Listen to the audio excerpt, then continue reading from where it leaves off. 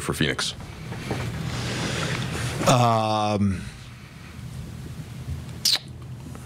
I don't know the exact number. I believe we had 7 turnovers and gave up 14 points in transition in the first 7 minutes of the game.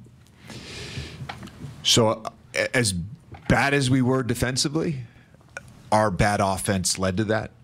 And I thought once we settled into the game and just trusted what we were trying to do and really took advantage of some matchups here and there, we really could get whatever we want.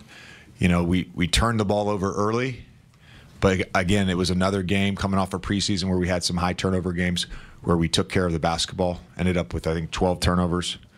I think it's 13 total as a team, but that's big. I think we ended up with one more scoring opportunity than them, despite those early turnovers and some poor transition defense. Overall, defensively, they just bend you in so many ways because of their skills and the fact that they have those 3 guys. And, you know, Ryan Dunn coming off the bench in the first half, hitting 3 threes in a row. Like, they're Monty Morris hitting 2. Like, they're tough to guard. And if we get spread out and start getting in rotation, they're even tougher to guard. I thought our shifts, our load to the basketball, we just trusted that in the second half. We talked in the the pregame talk. We talked about being in those shifts and still getting good contests, and we did that. I think they started 11 of 14 from 3 and went 6 for 23 the rest of the way, and a lot of that had to do with our contests. Austin said in the walk-off that he woke up to a text from you at some ungodly hours. It's something the 6 o'clock hour. About I woke up early this morning. Seems like that's regular for you, but yeah. And the text was something along the lines of implying you thought he could have a good night or something. But and I think, what do you have, 26 on 12 shots? What did you see from him, and what was that kind of text message exchange like? Yeah, so some of that offense was very intentional in the second quarter, and that's what got him going a little bit. We felt like there was a specific thing that we could do, that we could get good offense out of just out of our action, and he manipulated that really well, got us back in the game. The flow in the offense got back. He's a guy that has thrust and a pace to his offensive game in the half court. We need that. And then he was just fantastic in the second half. But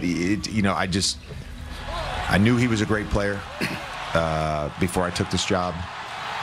Been around him since July, and he every day it's like he just keeps getting better and showing more.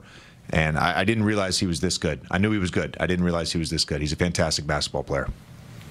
JJ, 2 for you. In the third quarter, the crowd all of a sudden starts cheering a lot. Nothing is happening on the basketball court. I don't know if did you notice that moment? I noticed the cheers.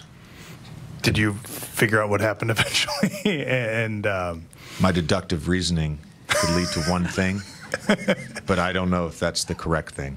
You hit a walk-off grand slam. Well, there you go. I figured the Dodgers won. Yeah. And then secondly, you talked about using AD as a hub for this team offensively. 71 points now in 2 games. What can you say about how effective he's been? And is there something that you can pinpoint as to what's created these opportunities for him? I would say, first of all, it's intentionality on our part. And our part meaning our entire group, coaches and players.